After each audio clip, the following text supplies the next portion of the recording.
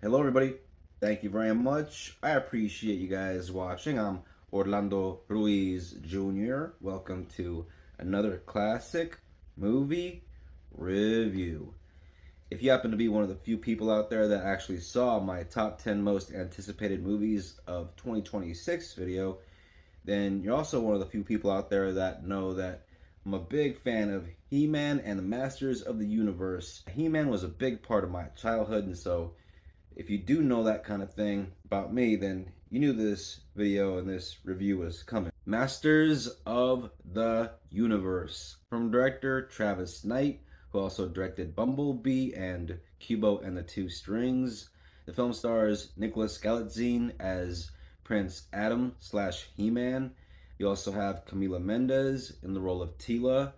You have Idris Elba as Duncan slash Man at Arms. As Evil Lynn, you have Alison Brie, and as our main villain in the role of Skeletor, the big bad guy, Jered Leto. Now, I'm not gonna bury the lead here. I freaking loved this movie. As someone who was a fan of the cartoon growing up, watching this as a little kid back in the 1980s, as someone who had all the toys, and also went to go see the 1987 movie when that came out. That was my very first movie ever in the theater. I gotta say, this was everything that I wanted it to be. It was just great to see Eternia realized on the screen in live action like this. It was something I never thought I would see, and to actually see it come to fruition. Yeah, I'm not gonna lie, there was a moment in the third act, I'm not gonna reveal when, but there was a moment where, because the whole movie I'm smiling from ear to ear, just grinning. And so at some point, yeah, I had a little, tear of joy when the music swelled up and the actual, well, you know what? I'm not going to get into spoiler territory. It's going to be non spoiler. Although I absolutely loved this movie and had a great time watching it and can't wait to watch it again and can't wait to own it so I can put it on at home, I still think that the movie is quite far from perfect. There are a few things in there that if I could have taken out or changed just a bit, I definitely would have in terms of like some of the humor, which I feel like maybe it went a bit too far in certain cases. But other than that, there's just so much about it that feels right in terms of the set design, the costumes, the performances. I think for a lot of people that watch this movie, whether they're fans of the source material or not, I think the comedy is going to be what it comes down to of like whether they like the movie or not, because either the comedy is going to be for you or it's not. And honestly, I can speak for myself when I say I'm not a big fan of like, 2026 style comedy, which this movie is kind of full of, but a lot of the jokes do kind of land for me. Not all of them do, but for the most part, a lot of it does, because a lot of it is basically a lot of roasting of Masters of the Universe. It's, kind of satirizing the cartoons at times, and not in a mean way. The movie begins with a bit of a prologue sequence. We see Prince Adam as a young boy and the way things are with his father. He doesn't have the best relationship with his father. His father is a bit tough on him, but it's all for good reason. He's trying to make young Adam a man, but he doesn't understand it at the time because, he's a bit too young to understand. And their whole thing is interrupted on Eternia when there is, of course, the forces of evil come into play and try to take over, with Skeletor sort of just announcing that he's going to run Eternia from now on, and Adam has to kind of step away for a little bit, ends up on Earth where he grows up but knows of his Eternia heritage and all that. Because of the story they wanted to go with for this movie and the approach that they took, a lot of fans are going to be disappointed if they come to this with preconceived notions of just having He-Man, just full on He-Man throughout the film, which you do get full on He-Man eventually, but the film is about Prince Adam becoming He-Man. For certain He-Man fans out there, I don't know if that's a deal breaker, but personally, me, I enjoyed watching the process, the evolution of watching Adam kind of discover his abilities and seeing his instincts kick in through, certain moments in the movie.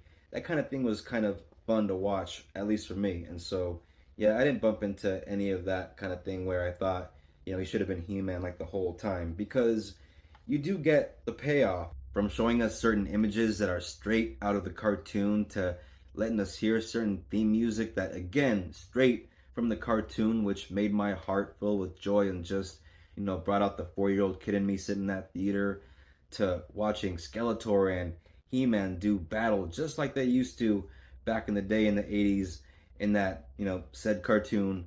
Yeah, this was just everything I wanted to see. I thought Beastman looked great. As a kid, Beastman was always my favorite henchman.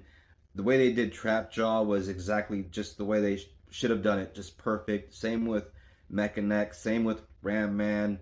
I really loved Idris Elba as Duncan. Just the mustache was just perfection. Also, I gotta mention, although this movie does have a kid-friendly vibe to it for the most part, there are some unexpected adult jokes in there that might throw you for a loop because there is a character in the movie called Fisto, and the movie keeps reminding you about this character because they find many ways to make fun of his name in a way that isn't appropriate for youngsters, and so you might find yourself answering a question from little Timmy or Sally about, "Mommy, Daddy, what's fisting?" And just tell him, it's beating up bad guys the way Fisto does in the movie. Just tell him that, just it was a bit funny at first, but then the movie just keeps kind of running that joke into the ground, and by the time they keep bringing it up, it's just it's not all that funny, and so it's whatever. I wish Travis Knight could have showed a bit more restraint in that regard. Plus, with the character of Ram Man, who also makes a joke, in a similar fashion that maybe not too appropriate for kids, but again, they try to throw things like that in there for adults just to keep us awake, I think. So I would prefer you save that for the director's cut or just not had it in there altogether. It really did bother me, I have to admit, watching Adam punch a bad guy for the first time. Yeah, he's punching Trapjaw, but I don't want to see He-Man punch a guy and going, ow! That's not He-Man. And so, yeah, stuff like that, I gotta admit, kind of low-key pissed me off. But then it does something great, like watching He-Man, pick something up that's way too big for anybody else to pick up and just throw it and fling it like a frisbee, like the kind of thing you would see in the cartoon, which was something that would make me grin from ear to ear. And when it comes to Skeletor, the big bad guy, our main villain, I've always been a Skeletor fan. Love Skeletor in the cartoons. I loved what Frank Langella did in the 1987 movie. But I also think that Jered Leto did a very good job in this movie, and for me, kind of stole the show as Skeletor. I love the look that they went with. I love the voice that he decided to go with. They gave him some really good dialogue, and they made him a bit sassy and still menacing, still very threatening.